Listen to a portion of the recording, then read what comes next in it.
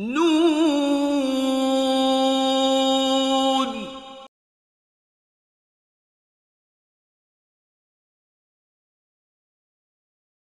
بسم الله الرحمن الرحيم. الحمد لله وصلى الله وسلم على سيدنا محمد رسول الله وآله وصحبه ومن والاه. عزیزان و خۆشەویستانم، سەلام و ڕەحمەتی خوای گەورە دابارێ بەسەر هەموواندا. لە سەروبەندی پێشوازین لە جەژنی قوربانی پیرۆز کە حاجیان لە ماڵی خوان دوعای خێریان بۆکەن کە خوای گەورە حەج و تاعەتیان لێ قوبوڵ بکە. لەم سەروبەندەدا جەژنی قوربانە و کاتی قوربانیکردنە. قوربانیکردن وەکو چەمکێکی گرنگ لە ئاینی پیرۆزی ئیسلامە باس کرا و بایەخی زۆری پێدراوە. وە لە جەژنی قوربانە هەمووان هەڵپەی ئەوەیانە کە بتوانن خۆنزی بکەنەوە لە خوای پەروەردگار بە پێشکەشکردنی قوربانی لە پێناوی خوای پەروەردگارە. لە باسی قوربانیە باسی سەیدنا ئیبراهیم دێتە پێشەوە، باوکی پێغەمبەران، سەید الئەنبیا، خەلیل الرەحمان. جورئەتێکەوێ باسی سەیدنا ئیبراهیم بکەین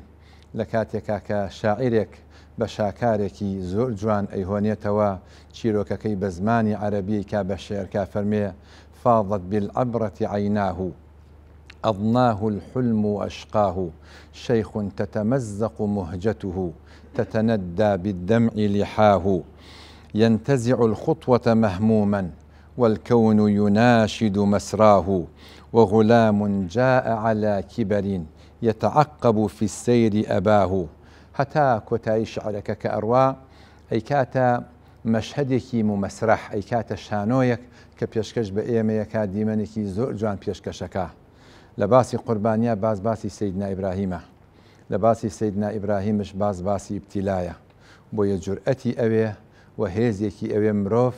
کە بێت باسی سەیدنا ئیبراهیم بکە. ئەو پیاوە ئەو کاڵا پێغەمبەرە لەو ئاستەیەکە فەرمانی خوای بۆ دێت کارێک جێبەجێ بکە، نەک ئەوەندەی کە متەڕەدید نەبوو بەڵکو بەبێ بیرکردنەوە ئامادە بووە کە ئەم کارە بە ئەنجام بگەیەنێ. حتمەن ئێمە بێ هەمووان بزانین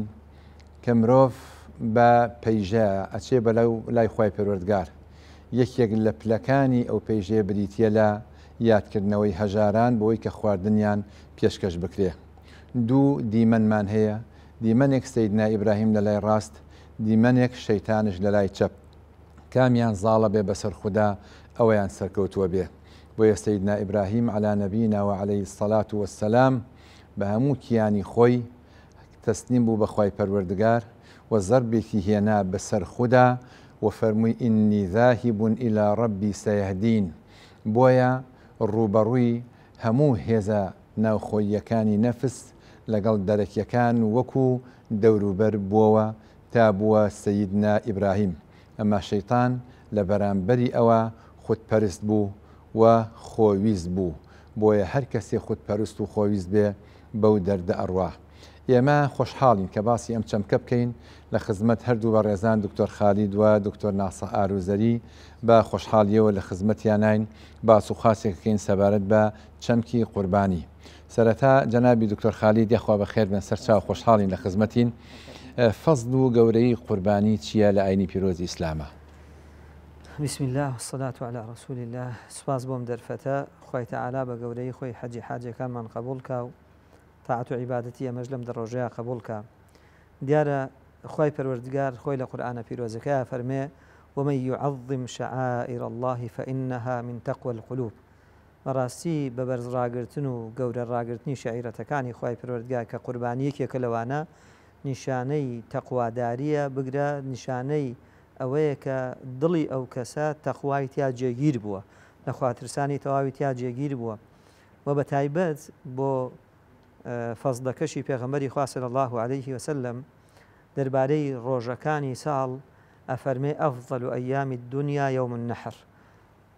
پیرۆزترین و جوانترین ڕۆژەکانی دنیا ڕۆژی حەیوان سەربڕینەکە یەکەم ڕۆژی جەژنە با بڵێن کە پێوتە یوم النحر. دوای ئەوە لەو ڕۆژەشە ئەفەرمێ: ما عمل آدمی عملا قط أحب إلى الله تعالى من إهراق دم. کە ڕۆژەکە پیرۆزترین ڕۆژە لای خوای پەروەردگار و کردەوەیەکیش لەو ڕۆژەیە کە ئەنجامەدرێ کە قوربانیە پێغەمبەری خوا صلی الله علیه و سلم فەرمێ هیچ بەندەیەک کردەوەیەکی ئەنجام نەداوە بە ئەندازەی قوربانیکردن لەو ڕۆژەیە لە لای خوای پەروەردگار پیرۆز و گەورە بێ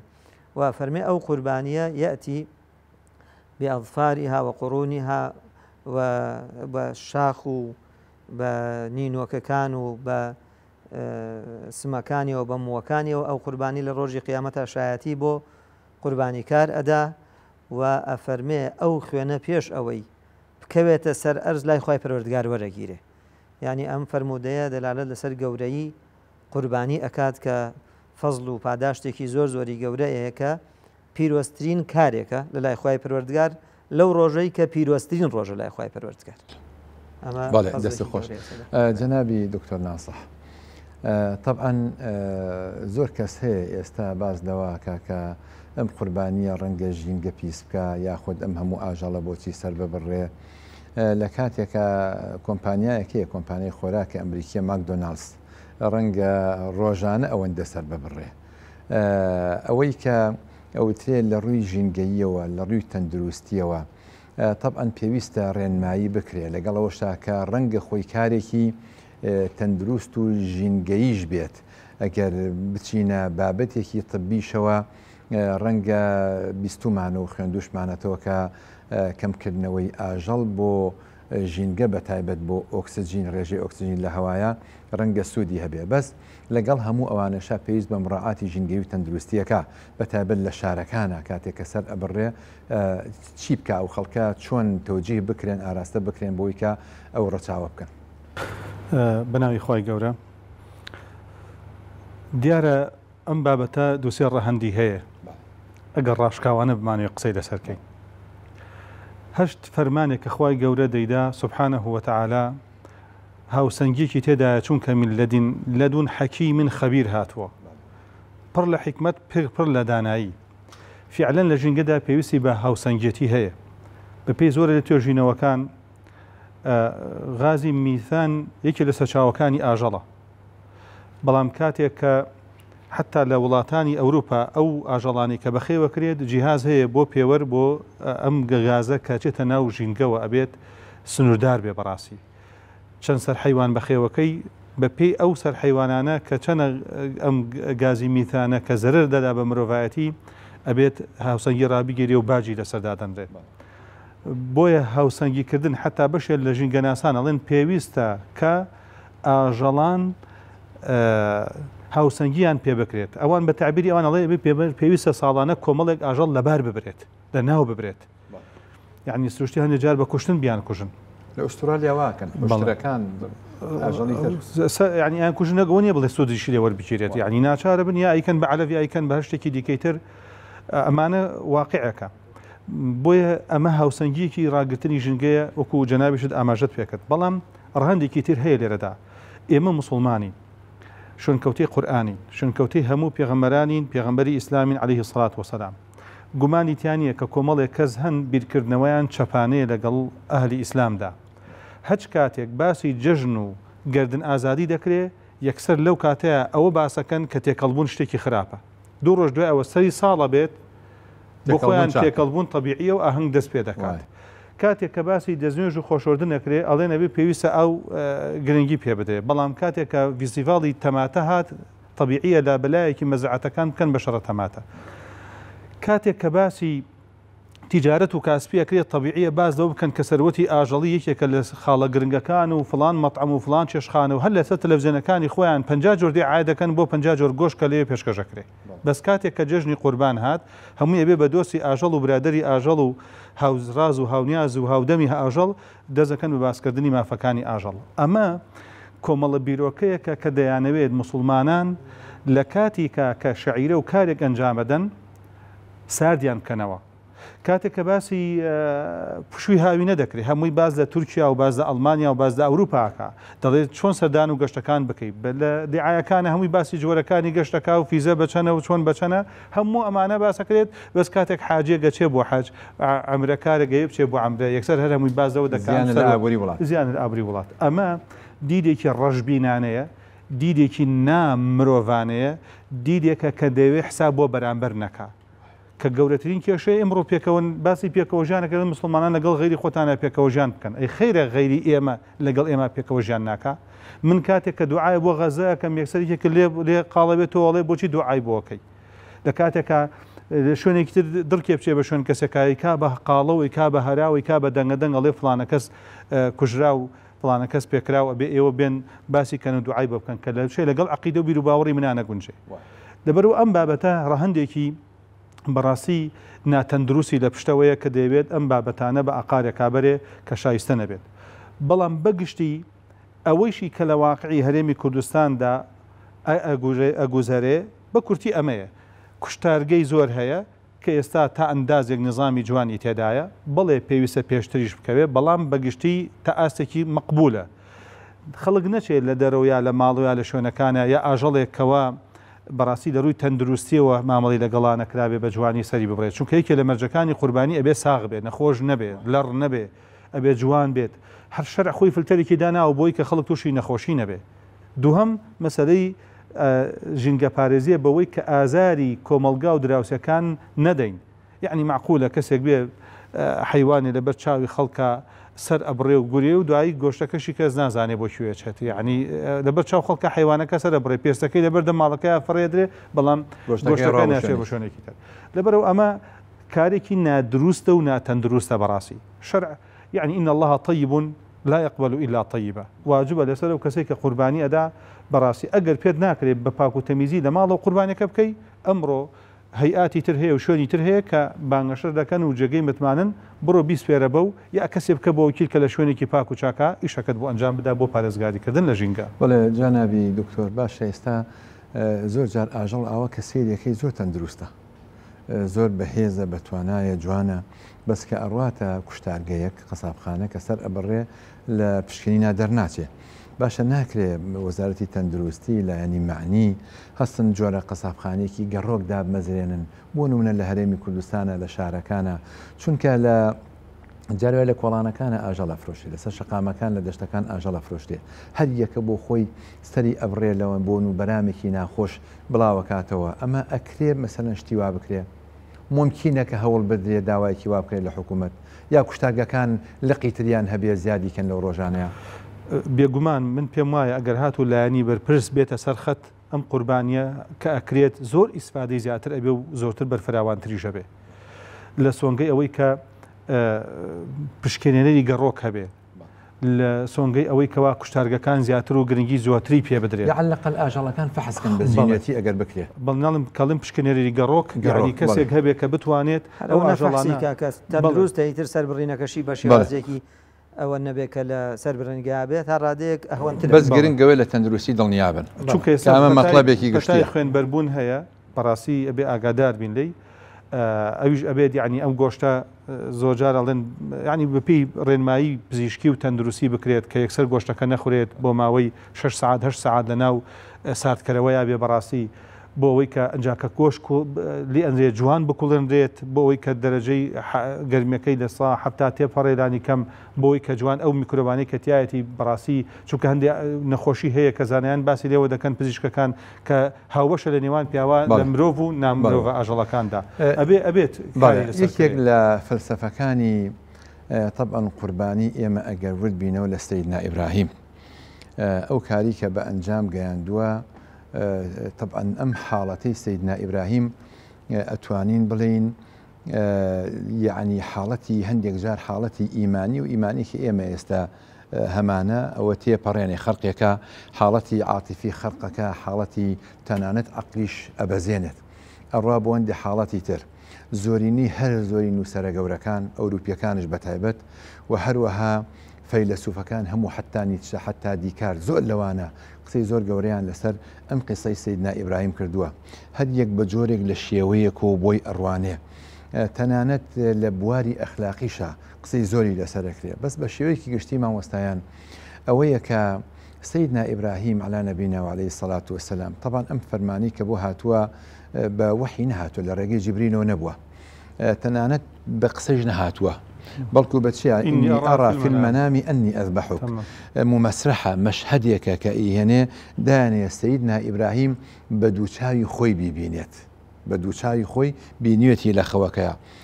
جگە لەوەش طبعاً ئەمە پەیامێکی زۆر گەورەیتیایە کە لەسەر ئاستی تاک لەسەر ئاستی ئومەت لەسەر ئاستی گروپ و جەماعات ئێمە پێویستیمان بە قوربانی هەیە. قوربانیەکە طبعاً لە گەلانی پێش و جەنابشتان حتمما ئاشنان جەنابتان معلومی جەنابتانە لە حەزارەوت و شارستانەکانی پێشوام قوربانی هەبووە کە بە مرۆڤ کراوە هەتا ئێستش لە هەندێک شوێنی هیندستان هەیە لە حەزارەتی فیرعونیا بووە لە بابلیەکانە بووە لە سۆمەریەکانە بووە تەنان لە ڕۆمانیەکانیشا بووە لە زۆر شوێنی تر و شارستانی کۆنەکانە بووە خی پەروەردگار ئەم پەیامی کەناردووە کە لە ئاینی ئاسمانیە مستەحیل لە قوربانیکردن بە مرۆڤ نەبووە پەیامەکەی بۆ هاتووە کە زۆر لە قورئانە ڕۆژ کاتەکەی دیان نییە کاتەکەی دیار نییە بەس لە ئینجیلا باز لە 3 ڕۆژەکە کە لە مودەیەکی کەما بتوانێت کارەکەی لە شاخەکە بڕا بۆ شاخەکە لە کارەکەی بە ئەنجام بگەیەنێ ئەم بە ئەنجام گەیاندنی ئەم کارە کە تعبیر لە حاڵەتی ئیمانی سەیدنا ئیبراهیمەکە یەکەم پەیام ئەوەیەکە ئیمان قسە نییە ئیمان دروشمێک نییە ئیمان معایەشەیە ئیمان ژیانە ئیمان اختیبارە ئیمان ئەزمونە ئیمان تێکەڵبوونە لەگەڵ ئەو حاڵەت و ئەو واقعەیە کە سەیدنا ئیبراهیم هیچ کەسێک ناتوانێت بگاتەوە ئاستا کە یەکلا بۆتەوانەیە وەکو لە سەرەتا دەستمان پێکرد ئینی ذاهب إلى ربي سەیهدین زەربی هێناوە بەسەر خودی خۆیان سەیدنا ئیبراهیم لە تەمەنی 100 ساڵیە وەکو مێژوو بەمان باسەکە ئەو فەرمانەی بۆ هاتووە یعنی وهنە خۆشەویستترین شت لە کاتێک کە ئینسان کەهلە چاوەڕوانی ئەوەی نییە حەزی هەیە بە زۆر چاوەڕێوە ناکە مناڵەکەی ئەو کاری بکە خۆی هێزوو توانایەکی هەیە بەس کاتێک کە ئەبێتە شەیخێک کاتێک کە نزیکە بێتەوە لە ئەرض العمر لەو کاتە زۆر سەختانە ئەم باوکە کە دەمێکە کە سەنەدێکە کە لە سەرەتاوە دوعاکە لەو کاتەیە دێتە دی لە 85 ساڵیە پاشان لە 100 ساڵیە فەرمانێکی بۆ دێکە خۆی پەروەردگار لەلایەن خۆی پەروەردگارەوە کە کوڕەکەی سەربڕێ زۆر قورساڵە جا هی وا هەیە لەو حاڵەتانەیە طبعا تەردودێکی بۆ دروستە بێ على سيدنا إبراهيم بە هیچ جۆرە تەردودی بۆ دروست نەبووە بۆیە فەرمێ إن هذا لهو البلاء المبين لە دوای بەلائی مبین وفەدەیناه بذبح عظیم سيدنا إبراهيم ئەم وانەکەی ئەمێ تەسیحی داوە قوربانی کردو بە ئیسماعیلی کوڕیا بە ئیسحاقی کوڕی بە یەکێک لە کوڕەکانی گەرگۆشەکانی ئەمە ئەو ئیسماعیلێکی بۆ ئامادە بۆ کە قوربانی پێ بە چەند لە ئێمە ئێستا کێ ئەتوانێت کە قوربانی بکە بە ئیسماعیلەکەی خۆی بە ئیسحاقەکەی خۆی هەر یەکە ئیسماعیلێکمان هەیە یەکێ ئیسماعیلەکەی نەفسە یەکێ پۆستە یەکێ مەنسەبە یەکێ شەهادەیە یەکێ دەرکەوتنە یەکێ سیارە یەکێ کۆشک و تەلار و ڤیلێ یەکێک لەوانە چەند کەس لە ئێمە ئامادەیە کە قوربانی بە ئیسماعیلەکەی خۆی ئیسماعیلی نەفسی خۆی سەربڕێ یا ئەو جان بە عاتیفیانە کە هەیە لە ئینسانە و ئینسانی کۆتوبەند کردووە ئینسان بتوانێت کۆتوبەندی کە ڕەشمەی بکە بۆی کە نەتوانێت بەرەو هەڵدێری بەرێ جەنابی دکتۆر خالید باس لە فەزلی قوربانی کرد طبعا قوربانی حکمتگەلێکی زۆری هەیە خۆشحاڵین گوێبیستی جەنابی بین ئاماژە بەندێ لە حکمتانە بکەیت بەڕاستی جەنابەت حکمتێکی زۆر جوانە دەباس کرد خی گەورە خێرت بنووسێکە لە قوربانیدانی پێغەمبەر ئیبراهیمەوە ئێمەش قوربانی بە ئیسماعیلەکانمان بین هەرێکێک فەرمودێکی ئیسماعیلێکی هەیە چ مەنسەب و پلە و پایە و هەر شتێک بێ حکمتێکی تر لەوانە حکمەتی ئیبتیلا و سەبرگرتنە کە وەکو جەنابەت ئاماژەت پێدا پێغەمبەر ئیبراهیم لەو تەمەنە گەورەیە لە 100 ساڵیە خوای تەعالا بەمە تاقی ئەکاتەوە کە خۆشەویستترین و شیرینترین شت لە لای ئەوە ڕۆڵەکەیەتی تەنانەت کە قسەیەکی ئاوا هەیە لە لای زانایانە یەکێک لە هۆکارەکانی ئەم ئیبتیلایە بۆ سەر پێغەمبەر ئیبراهیم عەلەیهی سەلام ئەوە بووەکەوە ئەم ڕۆڵەی زۆر شیرین بۆ لە دڵیا خوای تەعالا بڕیاری داوە کە شیرینی ئەم مناڵە نەگاتە ئاستێک ئەوەی کە لە سنوور تێپەڕێ بۆ جۆرێک لە تاقیکردنەوە بەو جۆرە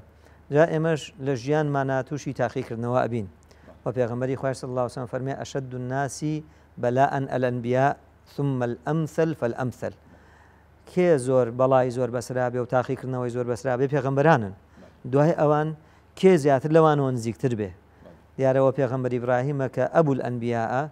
ئەو تاقیکردنەوە قورسە سەختە ناڕەحەتەی بەسەرا هاتووە ئەمە یەکێکە لە حکمەتەکانی قوربانی کە ئێمە بزانین ئەم ژیانە گوڵڕێژ نییە ناڕەحەتی تایە ئیبتیلای تایە پێویستە ئیبراهیم ئازا سەبر بگرین تاوەکو خوای تەعالا ئەو فیدا ئەمان بۆ ئەنێرێ و لەو بەڵاو مصیبەتە ڕزگارمانە بێ جا کۆمەڵێک حکمەتی گەورەی تایە قوربانی بەڕاستی گەیشتمە خزمەت فەرمودەیەکی ئیمامی ترمذی ڕەزا ڕەحمەتی خوای لێبێ لە حکمەتی قوربانیە ئەفەرمێ وەکو چۆن خوای تەعالا ئەمری بە ئیبراهیم کرد عەلەیهی السەلام کە ڕۆڵەکەی سەر ببڕێ مرۆڤیش بەوەی کەوا تاوان ئەکا مستحقی عقوبە ئەبێ وەکو با بڵێن وەکو سەربڕینەکەی ئیسماعیل مستحقی ئەوە ئەبێ کە عقوبەیەک بدرێ لە بری ئەمە دێ قوربانیەک ئەکا و خۆی لەو تاوانانە پاکاتەوە وەکو فیدیەیەک بێ بۆ تاوانەکانمان بۆ هەڵە و پەڵە و نوقسانیەکانمان خۆکڕینەوەیەک بێ بارەکەڵا خۆکڕینەوەیەک بێ لەو تاوانانەی کە کردومانن ئەمە حکمەتێکی گەورەی تایە و کەسێک کە قوربانیەکە ئەوە بیرکاتەوە کە من محتاجی ئەو قوربانی کردنم من خۆم بەم قوربانیە ئەکڕمەوە من خۆم لە تاوانەکانم پاک ئەەکەمەوە نەک ئەو هەژارەی کە پێویستێتی من هاوکاری کۆمەکیەکەم ئەبێ سوپاسی هەژارەکە بکەم کە هەیە قوربانیەکەم لێ وەربگرێ بۆ ئەوەی پاک ببمەوە لە تاوانەکان حکمەتگەلێکی زۆر زۆری تایە لە ڕاستیە قوربانی خوای تەعالا کە قوربانی داناوە بەڕاستی دیقەت بە ئێمە دوو جەژنمان هەیە لە ئیسلامە ئەم دوو جەژنە خوای تەعالا لە هەردووکیانە کارێکی داناوە بۆ ئەوەی ئێمە جەژنەکە بە تەنها نەکەین دەست لە ناودەست لەگەڵ هەژار و نەدارەکانە جەژنەکەمان بکەین جەژنی ڕەمەزانمان هەیە خوای تەعالا زەکاتی فطری داناوە سەرفترەی داناوە بۆ ئەوەی دەست لە ناودەست لەگەڵ هەژار و فەقیر و نەدارەکانە ئێمە هاوکاریان بین ئەوانیش جەژنێکی خۆش و ڕێکوپێک تەنانەت لەسەر زەکاتی فطر کە فەرمێ طعمەتە لیلمەساکینە لیەومی العید خواردنیە بۆ هەژارەکان بۆ ڕۆژی جەژن یعنی بۆ ئەوەی جەژن هەمومان بەیەکە و دڵخۆش بین لە جەژنی قوربانیشە قوربانی داناوە کە بەڕاستی لە لای مرۆڤایەتی لەوە چێ بڵێم ئەگەر زۆرینەی مرۆڤ ئاوان نەبێ یعنی ڕێژەیەکی زۆر زۆری مرۆڤ ئاوایە کە خۆشترین خۆراک لە لای مرۆڤ گۆشتەوە بە تایبەت گۆشتی ئاژەڵیش لێرەیە کە خوای تەعالا قوربانەکەی داناوە بۆ ئێمەش هەژارەکان لەگەڵمانە بەشدار بن تەنانەت پێغەمبەری خوا صلی الله علیه و سلم خۆی لە جەژنی قوربانە هیچی نەخواردووە تا چۆتەوە لە ئوضحیەکەی خۆی خواردووە لە قوربانەکەی خۆی خواردووە بۆ ئەوەی هەژارەکەش کە گۆشتەکەی پێگا لەگەڵ منە جەژن بکاو لەگەڵ منا بخوا سرم بڕیوە هەردووکمان بەیەکەوە بخۆین جوان حکمەتێکی جوانە جەژن بەیەکەوە بکەین بە دڵخۆشی جوانە دەستە خۆش دکتۆر ناصح طبعا فەرمانی خوایی هات بۆ سەیدنا ئیبراهیم کە کوڕەکەی سەر بڕێ بەڵام دوای ئەوە ذبحێکی عەظیمی بۆ نارد ئاژەڵێکی نارد کە لە جیاتی ئەو سەری ببڕێ و ڕەحمەتی خوای پەروەردگار بوو بۆ ڕاستەوخۆ ئاژەڵەکە نەهات بۆچی سەرەتا فەرمانی کرد بۆی کە کوڕەکەی سەر بڕێ و دوای ئاژەڵەکەی نارد ئەمە پرسیارێکی زۆر جەوهەریە لەم بابەتەدا چونکە هەندێکتر پرسیارەکە بە نوعێکەکەن ئایا ئەم دیمەنەی کە پێغەمبەرێک بەو هەموو ڕەحم و سۆزەوە چۆن کوڕەکەی خۆی سەر ببڕێ ئاماژەیەکت کرد جەنابەت بە شتێک کە مەسەلەی قوربانیدان لە ناو مرۆڤایەتیدا هەبووە لە ڕۆمەکانە لە میسریەکانە حتا لە هندیەکانە بە ئێسەشەوە لە هەندێکیانە هەیە کە ئێستا تۆڕە کۆمەڵایەتیەکان هەیە ئەیبینی هەندێک خۆیان سووتێنن هەندێکیان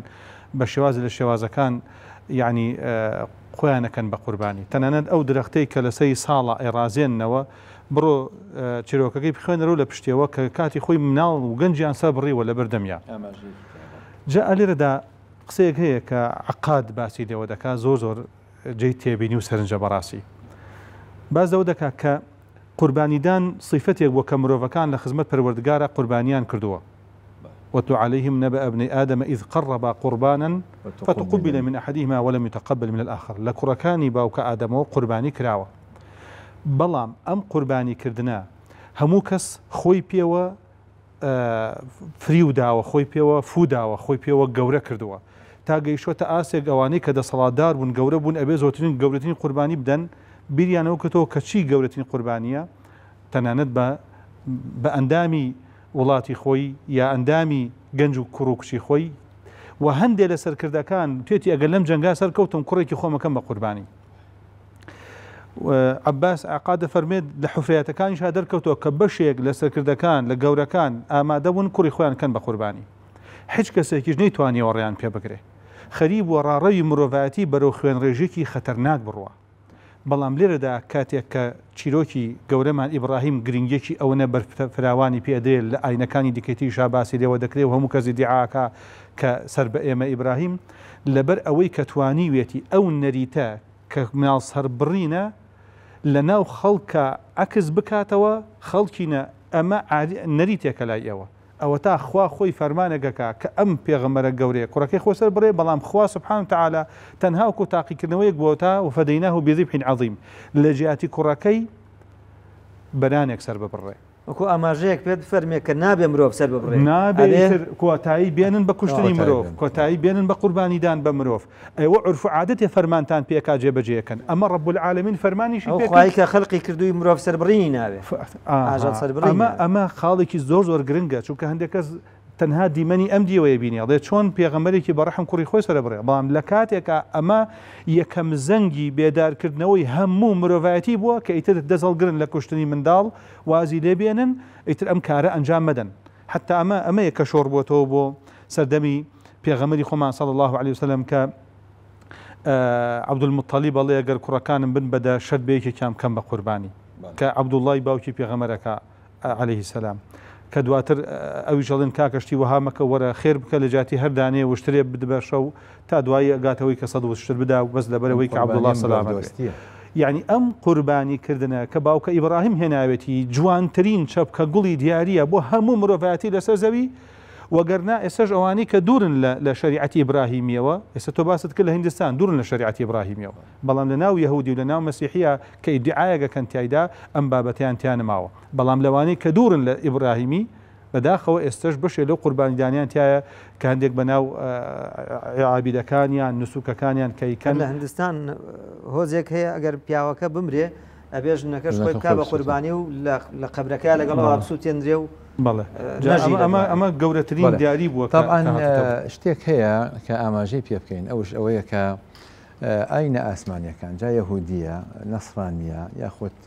ئیسلامە هەرسێ ئەمە شانازیەکەن بە سەیدنا ئیبراهیمەوە ئەبێ لە چ مەقامێکا بێ ئەم کەڵە پیاوە ئەبێ لە چ توانایەکی هەبێت چەندە پەیوەز بێ بە ئاسمان و لەگەڵ خۆی پەروەردگارا بوو بێ هەمووان ئیدعای ئەوەکەن طبعاً کە پابندن بە شریعەتەکەی ئەوەوە و طبعاً لە ذوريەتی ئەو نبووە هاتووە لە دوای سەیدنا ئیبراهیم هەچی ئەنبیایە لە وجعلنا في ذريته النبوة والكتاب یەک گێشت هەیە مامۆستایان ئاماژەی پێ بکەین ئەوش مەسئلەی ئیبتیلایە لەگەڵ قوربانی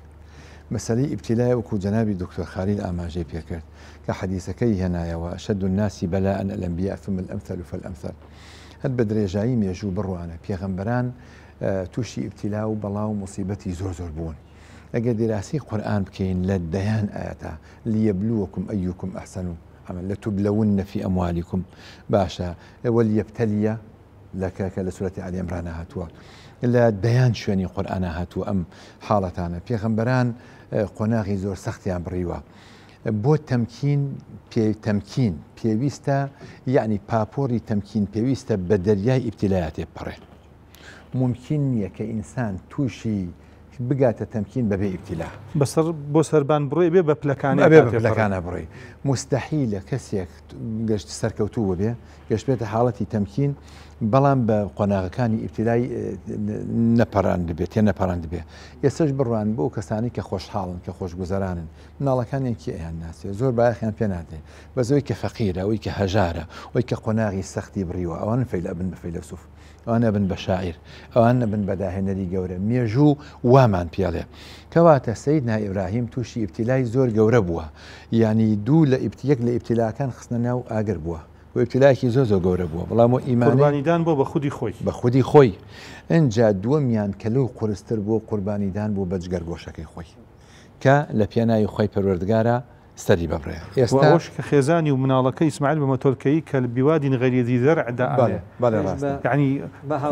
حەج قوربانیەکی گەورەمان ئیبراهیم باسەکەی قۆناغی زۆر عەجیبی تێپەڕاندووە سەیدنا ئیبراهیم یعنی ڕەنگە هەموو کەم پێغەمبەر بۆ قۆناغانەیە تێپەڕی بێتن تەمەن هەموو قۆناغەکانی ئیبتیلایان بڕیوە لێرە ئێمە طبعاً بگەڕێنەوە بۆ جانبە فێقیەکە جەنابی دکتۆر خالید ئەم قوربانیە کە دابەشەکرێت تەبانوەکو نەزر نییە وانە جیاوازە لەو چۆن دابش ئەکرێ مەرجە ئەو کەسەکە بەڵێ قوربانەکە بێ ساغ بێ ئەبێ نیەتێ بۆ خوا بێ ئەبێ کە سەرە بڕێ هەندێک ئەلفاظی الله ئەکبەر و بسم الله بسم الله والله ئەکبەر ئەو جۆرەشتانە بکرێ پاک و خاوێنی بکرێ پاشان پێویستە کە ئەهلی خۆیان لێ بخۆن و بدێ بە هەژاران ئەمە شریعەتی ئیسلامی ئایا ئاماژەی پێکا بم بوارەیان نە دیارەوەکو جەنابەت باست کرد کە پێویستە پاک و چاک و ساخ بێ و عیبیتیان نەبێ و شەل و مەسەلەن کوێر و لاواز و نەخۆش نەبێ و ئەوە لە فەرمودەیە هاتووە فەرمودەیەکمانەی لە ئیمامی موسلیمە ڕزا ڕەحمەتی خوای لێبێ ڕێوایەتی کردووە فەرمێ لە یەکێک لە جەژنەکانە پێغەمبەری خوا صلی الله علیه وسلم فەرمووی هەتا سێهەم ڕۆژی جەژن کەس گۆشت لە ماڵەکەی خۆیان نەهێڵێتەوە لە قوربانی هەمووی دابشکن لە ساڵی داهاتووە عەرزیان کرد یا ڕەسوول الله صلی الله علیه وسلم ئەم ساڵیش هەر ئاوا بکەین فەرمووی ئەوە لەبەر ناڕەحەتیەک بوو ئەم ساڵ ئێوە کولوا وەدەخیروا وتەصەدەقوا بخۆن لێی هەڵگرن و لێشی بکەن بەخێر لەم خواردن و لێی هەڵگرن و لێشی بکەن بەخێر فقهای ئیسلام ئەفەرمون ئایا باشترین کار کامەیانە ئەوە هەمویان متفقن لەوەی کە مادام ئەمە خێرێکە و سونەتێکی مؤکدەیە متفقن لەوەی کەوا مرۆڤ هەتاوەکو زیاتری لێ ببەخشێ خێری زیاتر بۆ ئەگنووسرێ ئەمێنێتەوەی کایە لە کاتی ناڕەحەتیەکە وەکو ئەو ساڵی کە پێغەمبەری خوا صلی الله علیه وسلم فەرمووی هەتاوەکو سێهەم ڕۆژی جەژن تێپەڕێ لە ماڵەکانتانە هیچ مەهێڵنەوە ئایا ئەمڕۆژ پێویستێکی ئاوایە بەڕاستی من لەم ڕەمەزانەیە مسلمانێک بە خزمەتی گەیشتم هەموو جارێک وەکو قسەکەی وەکو زەنگێک لە مێشکما لێداتەوە وتی مامۆستا باسمان کرد باسی وەزعیم کرد لێم پرسی وتی مامۆستا خوا ئاگای لێیە پار لە جەژنی قوربانە مسلمانێکی کیلۆیە گۆشتی بۆ هێناوم ئیتر گۆشت بە ماڵی ئێمە نەهاتووە خاوەنی 5-6 مناڵە بەڕاستی ئەمڕۆ مسلمانان لە حاڵەتێکی قورس و حاڵەتێکی تایبەتایە باشتر وایە وەکو چۆن پێغەمبەری خوا صلی الله علیه و سلم لەو فەرمودەیە فەرمووی هیچ هەڵمەگرنەوە باشتر وایە بە نەزەری من ئەگەر ئێوەش هاوکارم بن بە نەزەری من وایە کە مرۆڤ کە قوربانیەکە زۆرینەی لێ ببەخشێ ئەگەر شتێکشی بۆ خۆی هەڵەگرێ یاخود لەو ڕۆژێ حتمما بۆی هەیە وەکو فەرمودەکە کە پێغەمبەری خوا صلی الله علیه و سلم کردی بە 3 بەشەوە ئەتوانی تۆش بیکەی بە 3 بەشەوە هەندێک لە عولەما فەرمون ڕێک بیکە بە 3 بەشی ڕێکەوە لێی بخۆ لێی ببەخشە و لێشی هەڵگرە بەڵام ئەگەر هەتا ئەتوانیت باشتر وایە بە دەرودراوسێ و کەس و کار و خزم و کەس و کارە دابش بکرێت ئەمە باشترین شتەیەک تێبینیتریش هەیە لە دابشکردنا جاری وا هەیە خێزانێک 2 نەفرە خێزانێکیش هەیە 8 نەفرە یا 6 نەفرە هەر هەموو 1 کیلۆی بۆ ئەچێ ئەوش خراپە ئەمەش یعنی بۆ 2 نەفرەکە ئاخر ڕەحمەتی خوا بەدادوەری بێ با ئێمە ئەگەر تەوزیعەکەین بزانین ئەو ماڵانەی کە بەشیان بۆ ئەنێرین هیچ نەبێ نەفەری ڕوبع کیلۆیەک مەسەن یان زیاتر ئەگەر هەبوو 0.5 کیلۆ بێ قەرەباڵغە 2 پشکیان بدێت یان ئەگەر ماڵێک 6 کەسە با من نەفەری ڕوبع کیلۆیە کیلۆ نیوەکی بۆ بنێرم ماڵێک 2 کەسە باوەکو 0.5 کیلۆی بۆ بنێرم من 0.5 کیلۆ جەنابەت نیو ئەو ئەمە بۆ ئەو زۆرە بێتەوە وای عەدالەتیش لە بینی ئەوە کاترا جێبەجێ دکتۆر ناسح یەکێک لە وانەکانی قوربانی بەخشینە بەخشین طبعا لە ئاەتێکە خی پەرکە یەکێک مەسەڵێک باز دەواکرێ ئەوانی کە مردون و قیامەتە تەمەنای ئەوەکە بگەڕێتەوە کە ببەخشێ لە دنیا چونکە بەخشین زۆر لە زۆر لە ئاەتەکانە باسی بەخشی نەکرێن نزیکترین ڕێگا بۆیکە ئینسان بگاتە خی پەروەردگار خزمەتکردنی مرۆڤە خزمەتکردنی مەخلوقاتی خی پەروەردگارە لە ئاژەڵێکەوە لە درەختێکەوە لە مرۆڤێکەوە جا ئێمە هەر مرۆڤێک کە بتوانانی خزمەتی بکەی بەتایبەت لە کاتی پێویستیە ئەم بەخشینە واتا و مەدلولی تایبەتی خۆی هەیە بەخشندەترین کەس پێغەمبەری خوا بووە صلی الله عليه وسلم وكان أجود ما يكون في رمضان تەنانەت ئەوەندە بەخشندە بووە پێغەمبەری خوا صلی الله عليه وسلم شاعرێک گەڵێ لو لم يكن في كفه إلا روحه لجاد بها فليتق الله سائله حتى قشتوتا أو آستا أم قربانية واتاي بخشيني تايا ئێمە چۆن هانی ئەم خەڵکە بین کە بتوانن قوربانی بکەن و بتوانن کە ئەمە سنەتێکی مؤکدەی پێغەمبەری خوایە صلی الله عليه وسلم و فرسەتێکی زۆر گەورەیە و ئێستا لە هەرێمی کوردستانە کە بەتایبەت بەداخەوە هێزە ئەمنیەکان بەگشتی موچیان نییە زۆر بەداخەوە ئەوە 6 ڕۆژە 6 ئەوەندە ڕۆژەوە ئازانە موچیان وەرنەگرتووە چەندین موچەی فەرمانبەران بە شێوەیەکی گشتی فەوتاوە خەڵکێکی زۆر هەیە کە ڕەنگی فەقیری لێ نیشتووە ئەوەی کە سێ موچە 4 موچە 5 موچێکە وەرنەگرت زەکاتی پێشێ چێتە خانی فەقیر و شتێکی تری نییە جگە لەوەی کە ئەمانە ناتوان قوربانی بکەن خەڵکێکی تر هەیە خوا پێداون ئەتوانن قوربانی بکەن پێویستە چاویان لەمانە بێت پێویستە دەستی یارمەتی درێژکەن بۆ ئەمانە ئێمە لەسەرمان پێویستە کاراستە ئەو خەڵکە بکەین بەم شێوازە دیارە ئەوەیە جەوهرێکی زۆر گرنگت ئاماژە پێکرد کە فکر و فەلسەفەیەک لە پشتی ئەم بابەتی قوربانیدانەوەیە ئەویش بابەتێک هەیە کە لە ناخی مرۆڤەکانایە ئەویش بەگشتی کە پێسترین قێزەوەترین سیفەتە کە ڕژدوو چروکی و بەخیلیە ئەمە زۆرێک لە فکر و فەلسەفە مرۆڤایەتیەکان شکستیان هێناوە لە چارەسەرکردنی حاڵەتە بە تایبەتی ئەوانی مادیگەرێتین چونکە بە مرۆڤەکان ئەڵێن خۆش بژین خۆش بخۆن ژیانی خۆتانە چۆن بۆی وا مرۆڤەکانیان فێر کردووە کە بڵێ خۆم بۆ خۆمی تۆژە خۆم وەوا مرۆڤەکانیان پەروەردە کردووە کە قوربانی بە هەموو کەس بن لە پێناوی هەوا ئارەزی خۆیان بەس لە باوکی پێغەمبەران گەورەمان ئیبراهیمەوە کە خوای گەورە ئەفەرمێ وەذید پەلا ئیبراهیم ڕەبوه بکەلیمات ئەفەرمێ فەئەتەمەهن ئەو بەتەواوەتی توانیوێتی ئەم کارانە ئەنجام بدا کە یەکێک لەو بابەتانە لابردنی ئەم ڕەزیلی و پیسکەیەیە کە لە ناخی مرۆڤەکاندا هەیە کەیتر چیدی بۆ خۆم نەژیم بەڵکو بۆ دەوروبەر بژیم بەڵکو دەوروبەرم لە پێشچاو بێت بەڵکو خەیر الناس ئەنفعهم للناس بێت کوشتنی دەردی بەخیلی و ڕژدی و چروکی و دەستقونجاوی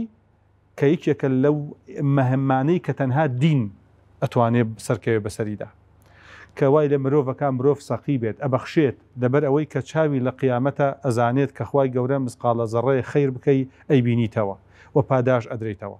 بۆیە زۆر جار ئینفاق و بەخشندەی یەکێکە لە سیفەتەکان حتا تو ئاماژەت پێکرد کە پێغەمبەری خوا صلی الله علیه وسلم گەیشتە ئەو ئاسێ کە فەرمێ کان ئەجوەد الناس خۆم قسەیە بە ئاسانی ناوترێت بەڕاستی بەکردەوە حتا خولەفای ڕاشدین کە زۆر نزیک بوون وەکو سەرکردەکان توانیویانە مرۆڤ گەورەی مرۆڤ ئازایەتی مرۆڤ چاونەترسی مرۆڤ بکەن بە دەستپێکێک بۆ پەروەردەکردنی بەسەر مادەکانە وەک ئەوەی کە چیرۆکێکی زۆر عجیب کە یەکەم موچە خورا نەزانی لە مێژووی ئیسلاما چی بووە یەکەم موچە بڕان ئەبوو موسای ئەشعەری سەربازێکی لەگەڵا ئەبێ پێشمەرگەیەکی لەگەڵا ئەبێ ئەچن بۆ جەنگ زۆر ئازا ئەبێت دوایەوە لە جەنگەکە سەرەکەون کە ئەگەڕێنەوانێ وەکو چیرۆکە کە صحیحە لە مصنفی ابن أبي شيبة هاتووە کە دەگەڕێنەوە تۆزێک ماڵ و سەروەتی ئەداتێ ئەویش پێڵێ ئەمە حەقی من نییە من شمشێرێکی تیژ بووم دەنگێکی بەرز بووم لە ناو جەنگا ئەم هەموو شکستەمان هێناوە بە دوژمن ئێستا چۆن تۆ ڕبعێکمە دەیتێ حەقی خۆمم دەرێ زۆری حەحیلەکان ناچار ئەیگرێت لێ ئەدا وە قژیشی سفرەکە ئەڵێ سەری سفرەکەڵێ جارێکی تر بەتەمان نەبی شتێکی تر وا بڵێیت عەجیبەکە ئالەمایە ئەم کابرا قژەکەی خاتە گیرفانی وەچێ بۆ لای عومەری کوڕی خەتاب کە ئەچێتە ئەوێ سیر قژەکەی دەرهێنێ ئەیکێشێ بە سنگی عومەری کوڕی خەتابدا فەرمێ واللهی لەولە النار ئەگەر ئاگری دۆجا و دۆزەخ نەبوایە ئاغ جەهەنەم نەبوایە یعنی ئەوەمە کرد ئەویش فەرمی واللهی ڕاستەکەی لەولە النار ئەگەر ئاگر نەبێت زۆر کە زۆر شتەکە چی دێت ڕووداوە فەرمی من چیرۆکێکی ئاوا بۆ لە جەنگا بووین و ئەمانە کە چی هاتوومەتەوە موچەکەی بڕیوم لە ڕوبعێکی یاومەتێت تۆزێکی داومەتێ جگە لەوەش کە داوای مافی خۆم کردووە سەری سفر کردو سيدنا عمر فرمي والله لو كان الناس كلهم على مثل هذا أحب إلي مما أفاء الله عليه من الدنيا والله أجر هالشي بياوي أبو متى أعوا بغيرته بعزة پرورده بكري لحمو سروتي دنيا بلا ما خوش بيسر قيمتي مروفا كان كبرز بيته دعاي كغزي جنوسي أبو موسى ك أجر هاتو سرد ناو خلقي دا سفر كردوا أبي ناو خلقي سر سفر بكاتوا أجل بتنها بو أبي بتنها سر سفر بكاتوا وأبي حق ما في خوشي بديته کاتێک کە دەگەڕێتەوە ئەم سەربازە ئەم پێشمەرگەیە هەچی خەڵکەکەی ئەڵێن کاکە ئەبوو موسا پیاوی بەڕێزە گەورەی مەزنە بەرپرسێکی پاکە ئەمەی لەگەڵ تویا کردووە لێی خۆش بە ئەڵێ لێی خۆش نابم حتا ئەبوو موسا ئەڵێوە سەردا دەمێنم وەرە حەقەکە جێبەجێکە کاتێک کە